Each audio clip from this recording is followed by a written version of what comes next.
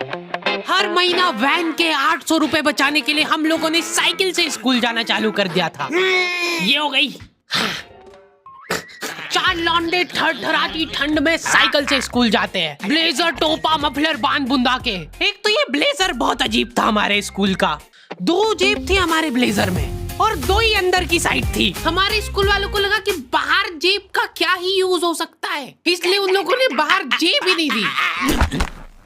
क्या करूं मैं इस जेब का?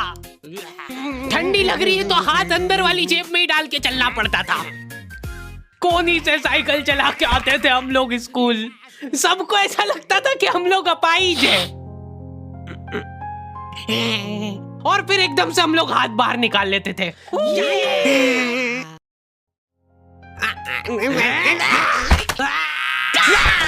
मजाक बना के रख दिया डिसेबिलिटी को। अपाहिज लोगों की रिस्पेक्ट कम हो गई थी हमारी वजह से, लेकिन लड़कियां खुश हो गई थी इस इनोवेशन से। उनको लगा था कि ब्रा का खर्चा नहीं करना पड़ेगा, अपना जो भी सामान है उसको एकदम जेंटली इन जेबों के अंदर प्लेस कर देंगे। लेकिन इसमें एक छोटी सी दिक्कत थी। स्कूल वालों ने लड़कियों के ब्लेजर में एक ही जेब रखी थी। तुम लोग नहीं समझोगे कितना मुश्किल होता है एक ही जेब में इतना सारा सामान घुसाना। हर रोज लेट होते थे हम लोग स्कूल, क्योंकि मेरी साइकिल की चेन ढीली थी। थोड़ी सी भी स्पीड बढ़ाते थे तो वो चेन उतर जाती थी। लेकिन पापा ने मेरे को प्रॉपर ट्रेनिंग दे रखी थी चेन चढ़ाने की। एक जना ऐसे खींचेगा टायर, उतने में अपने को पानी से फटाफट कस देना है। ये हो गई टाइट। बैग में पाना पेचकस रख के लाना पड़ता था मेरे को स्कूल, कि कभी भी रास्ते में चेन उतर सकती है। इमेजिन करो एक बार कि तुम चुपचाप वैन में बैठ के जा रहे हो, बीच सड़क में 4 लौंडे साइकिल पलटा के ये फटाफट क्लास में बैठे हुए मेरे को डर बना रहता था कि कोई गलती से मेरा बैग चेक नहीं कर ले। तो आज हम लोग पढ़ेंगे टेंस। सबसे घटिया, वाहियात, नीच टॉपिक लगता था मेरे को टेंस। पास्ट, प्रेजेंट और फ्यूचर तक बात ठीक थी। प्रेजेंट कंटीन्यूअस टेंस क्या होता है? सिंपल पास्ट, पास्ट कंटीन्यूअस, मतलब वो बीत चुका है पर चल भी रहा है। क्या है ये? कितना भी समझ लो इस टॉपिक को, एग्जाम में जाके तुमको अंदाजे से ही सेंटेंस चूज करना पड़ेंगे कि ये सुनने में अच्छा लग रहा है तो यही होगा सही। एग्जाम में इन्विजिलेटर हमको क्वेश्चन पेपर पे कुछ नहीं लिखने देता था। इनको ऐसा लगता था कि हम लोग क्वेश्चन पेपर पे आंसर लिख लिख के चीटिंग करेंगे। लेकिन हमारी क्लास के बच्चे एडवांस हो गए थे। ये पूरी की पूरी आंसर शीट एक्सचेंज कर लेते थे कि तू लिख के दे, को आता है तो। बोर्ड एग्जाम थी यार हमारी, और हमारे स्कूल वाले बोर्ड एग्जाम को बहुत सीरियसली लेते थे। अलकायदा टाइप ट्रेनिंग मिली थी हम लोगों को। एग्जाम देते हुए कहीं से भी बॉम्ब गिर सकता है, लेकिन तुम्हारे हाथ नहीं रुकना चाहिए। चाहे तुमको क्वेश्चन आता हो या ना, कुछ न कुछ लिख के ही आना है। हमारा एक ही मकसद होना चाहिए, आंसर शीट भरना। नहीं आए तो भी कुछ भी लिख के आ जाओ। मेरे को ये नहीं समझ आता कि मैं कुछ भी कैसे लिख के आ जाऊं। मेरे को आता ही नहीं है, क्या लिखूं मैं? एक तो हमको इतना डरा धमका के भेजा गया था ना सेंटर पे, मैं नर्वसनेस में जाके अपना नाम भूल गया। वहां पे इन्विजिलेटर ने नाम पूछा, मैं सोच रहा हूँ क्या हो सकता है। बेटा नाम तुम्हारा। 2 मिनट।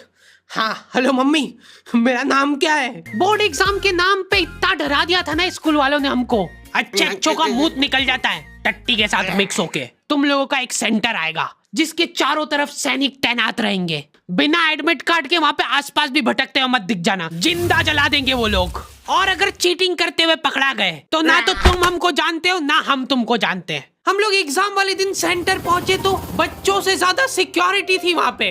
आज तक इतनी सिक्योरिटी मैंने एयरपोर्ट पे भी नहीं देखी थी। आर्मी वगैरह खड़ी थी वहाँ पे टैंक लेके। वो सिक्योरिटी वाले एक एक रबड़ का रैपर निकाल के देख रहे थे कि उसके पीछे तो नहीं लिख के लाया कुछ। क्या लिख लूंगा मैं इतनी सी जगह में? लिख भी लिया तो मेरे को ही समझ नहीं आएगा कि क्या लिखा है। कुछ चीजों का मेरे को लॉजिक ही समझ नहीं आया था कि तुम नंबर वाली घड़ी पहन के नहीं जा सकते हो, पहनना है तो कांटे वाली पहनो। उनको शायद शक हो गया था कि ये सारे लोग एक साथ कोऑर्डिनेशन करके बम नहीं फोड़ दे। उधर एक बच्चे की घड़ी का अलार्म बज गया और वो बजता भी बॉम्ब के टाइमर जैसा है।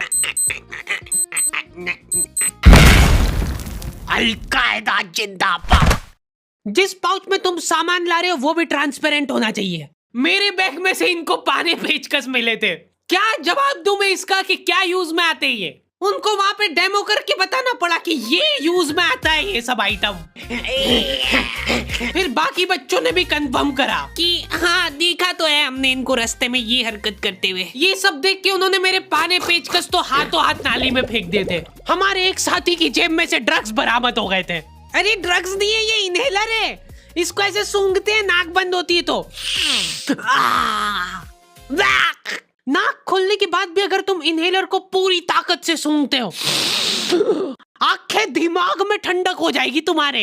वो बच्चे नहीं होते जो पूरा साल टाइम पास करते और एग्जाम के एक दिन पहले पढ़ के एग्जाम देने आ जाते हैं। वो बनने की मैं कोशिश ही कर पाया था। सिर्फ मैंने सोचा था आखिरी रात मेरी है, रात भर मैं पूरा सिलेबस चाट जाऊंगा, पर मैं एग्जाम के एक दिन पहले ही बीमार पड़ गया। सर्दी हो गई मेरे को, तो मैंने सोचा ठीक है अभी थोड़ा रेस्ट करते, सुबह उठ के पढ़ाई करेंगे। नाक बंद हो गई भाई, नींद ही नहीं आ रही है।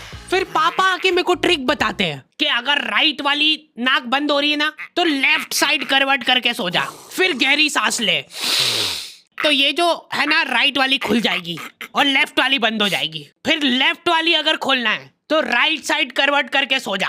पूरी रात करवटें बदलता रह गया मैं। सुबह रास्ते में जाते जाते पढ़ रहा हूँ मैं, क्योंकि बाकी बच्चे भी यही कर रहे थे। बच्चों को लग रहा है कि भाई जितना हम लोग साल भर में नहीं पढ़े उतना हम लोग रास्ते में जाते हुए पढ़ लेंगे। रास्ते में ऐसे कॉपियां लेके घूम रहे जैसे इनसे ज्यादा पढ़ाकू कोई हो ही ना। सुबह हम सब लोग सेंटर लेट पहुंचे क्योंकि साइकिल की चेन उतर गई थी, तो रास्ते में वो कर रहे थे। और क्वेश्चन पेपर भी लेट हो गया था उस दिन। क्वेश्चन पेपर Z+ सिक्योरिटी के साथ आता था। 10 बॉडीगार्ड लेके आते थे एक जरा सा पार्सल।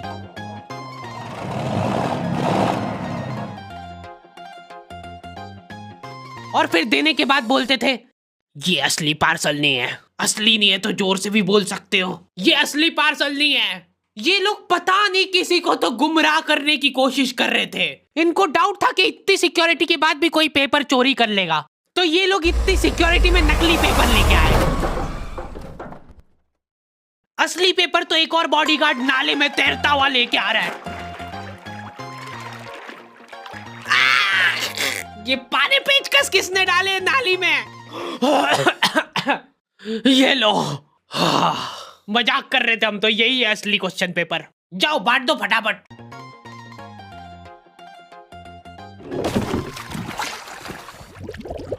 ये अपना आपस में एक दूसरे को गुमराह कर रहे थे। एक बार बस सोच के देखो कि ये सारी हरकतों के बाद भी अगर पेपर लीक हो गया, सोचो एक आदमी टेलीग्राम पे क्वेश्चन पेपर भेजने लग गया था, वो भी एग्जाम के महीने भर पहले से, तब तक क्वेश्चन पेपर बना भी नहीं था।